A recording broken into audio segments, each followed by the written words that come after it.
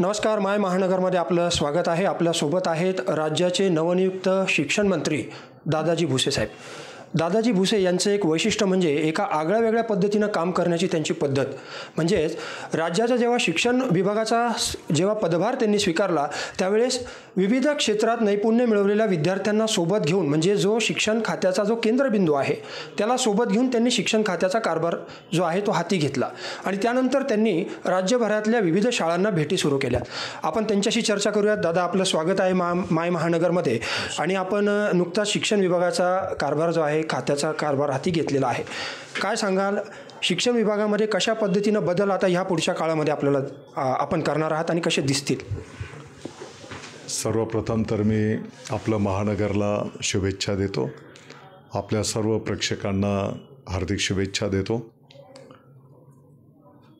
महाराष्ट्राचे लोकप्रिय उपमुख्यमंत्री महोदय माननीय एकनाथजी शिंदे साहेबांचा अतिशय जिव्हाळ्याचा विषय शालेय शिक्षण, या विभागाची जबाबदारी आपल्या नाशिकवर त्यांनी दिली. मुख्यमंत्री महोदय देवेंद्रजी फडणवीस साहेब, माननीय अजितदादा पवार साहेब यांनी या विषयाला अनुमोदन दिले.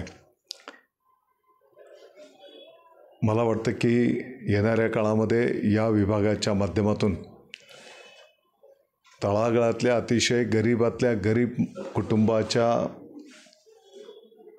पाल्याला, विद्यार्थ्याला या स्पर्धेच्या युगातलं दर्जेदार शिक्षण कसं मिळेल या दृष्टिकोनातनं आपला विभाग त्या ठिकाणी काम करेल.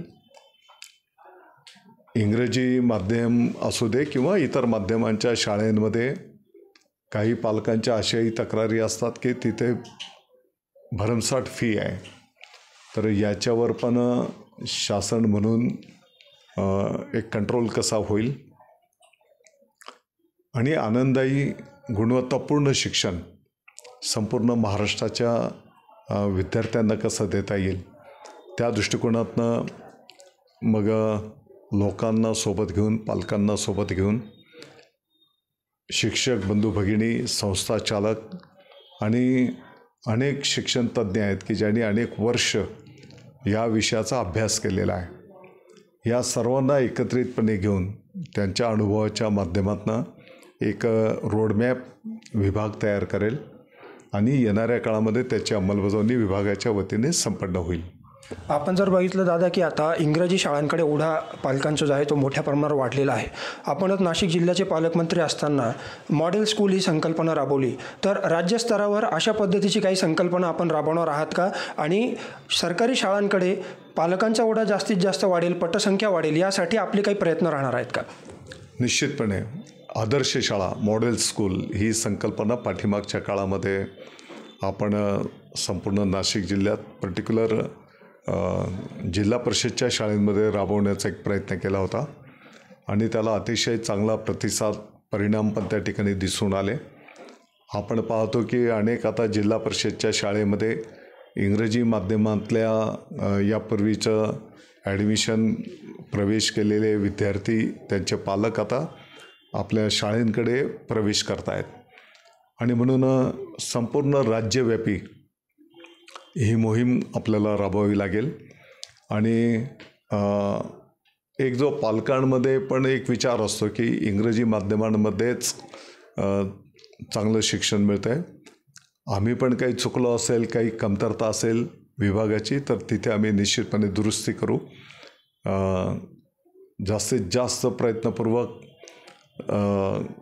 चांगलं सेवा कशी देता येईल आणि 21व्या शतकातला विद्यार्थी आपण घडवत असताना उद्याचा तो भारताचा नागरिक आपल्याला घडवायचा आहे, या भावनेतनं जेवढं चांगलं करता येईल आपल्यासारख्यांचं सुद्धा सहकार्य, मार्गदर्शन लागेल.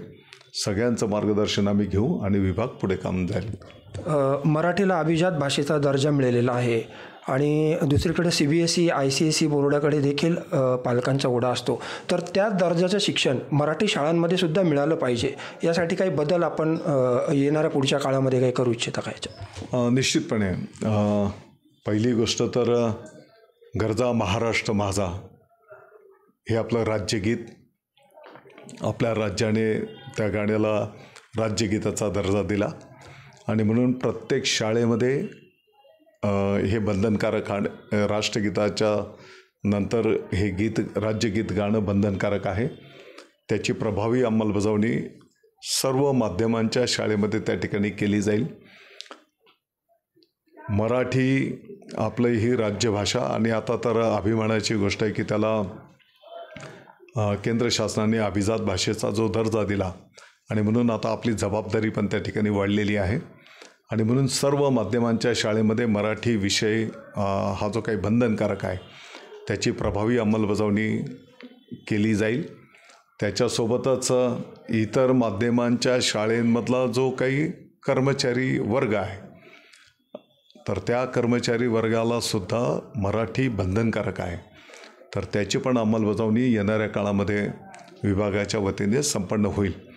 आणि CBSEचं पण ज्या चांगल्या बाबी आहेत त्या येणाऱ्या काळाचं जे काही राष्ट्रीय शैक्षणिक धोरण आपल्याला ठरवायचं आहे त्यामध्ये त्याच्यातल्या चांगल्या गोष्टी आपण आपल्याही माध्यमांमध्ये घेऊ. आणि शेवटी आपलं जे उद्दिष्ट आहे की आपला राज्याचा पण विद्यार्थी या स्पर्धेच्या युगामध्ये टिकला पाहिजे, पुढे गेला पाहिजे, त्या दृष्टिकोनातनं विभाग कार्य संपन्न करेल. दादा, ग्रामीण भागामध्ये पण असे काही शिक्षक आहेत जे प्रयोगशील आहेत, वेगवेगळे प्रयोग ते करत असतात. जसं आता आपण हिवाळी शाळेला जशी भेट दिली तशा अनेक शाळा आहेत राज्यामधल्या.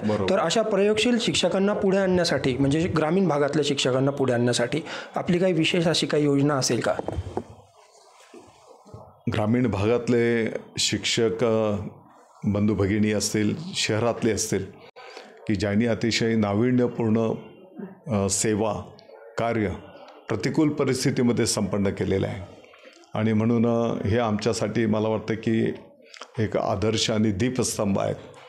तर त्यांना शासनाच्या वतीने पूर्ण पाठबळ दिलं जाईल, त्यांनी केलेल्या कार्याचा गौरव केला जाईल आणि त्याने साध्य केलेलं जे ज्ञान आहे त्या ज्ञानाचा वापर सर्वदूर महाराष्ट्रव्यापी कसा करता येईल त्या दृष्टिकोनातून पण विभाग काम करेल. आपण जर बघितलं असेल की या अशा शाळेंना आम्ही सर्वजण भेटी पण देतो आहोत. आणि त्याच्यासोबतच आता मुंबईमध्ये 2 दिवस तिकडे कॅबिनेटच्या निमित्ताने होतो. तर मुंबई MMR रिजनमधले पण जवळपास 50 असे आदर्श शिक्षकांशी संवाद साधला आणि त्याने वेगवेगळ्या प्रयोगांच्या माध्यमातून पटसंख्या कशी वाढवली, त्याने नाविन्यपूर्ण काय कार्यक्रम उपक्रम केलेले आहेत त्याची पण माहिती घेतलेली आहे. जसं आता आपण हिवाळी बोललो, त्र्यंबकेश्वर तालुक्यातल्या आदिवासी भागामध्ये आमचा केशव गावीच गुरुजी अतिशय नाविन्यपूर्ण कार्य तिकडं संपन्न करतो आहे. तर आणि अशा महाराष्ट्रामध्ये अनेक आहेत. तर त्या सर्वांचं आम्ही त्या ठिकाणी एकत्रित जे काही ज्ञान आहे शेअर करणार आणि राज्यव्यापी त्याचा फायदा पण सर्व विद्यार्थ्यांना मिळाला पाहिजे या दृष्टिकोनातनं शिक्षकांच्या माध्यमातून ते विषय पुढे नेऊ. दादा, शेवटचा प्रश्न की या विभागाचा पदभार स्वीकारल्यानंतर कोणती आव्हानं तुम्हाला शिक्षण क्षेत्रातली वाटतात आणि ती सोडवण्याच्या दृष्टिकोनातून कसे प्रयत्न आपले असतील आणि काही महत्त्वपूर्ण असे पथदर्शी प्रकल्प आपण या पुढच्या काळामध्ये शिक्षण क्षेत्रामध्ये बदल घडवण्यासाठी आणणार आहात? मला वाटतं की एकीकडे शाळेंमध्ये ज्या भौतिक सुविधा अपेक्षित आहेत त्या नाहीत, कर्मचारी रुंद कमी आहेत, वस्तुस्थिती आहे. काही शाळेंमध्ये विद्यार्थ्यांची पटसंख्या कागदावरची आणि प्रत्यक्ष पालकांच्या पण काही अडीअडचणी आहेत. आणि म्हणून काही नियमांमध्ये आपल्याला काही बदल पण त्या ठिकाणी करावे लागतील.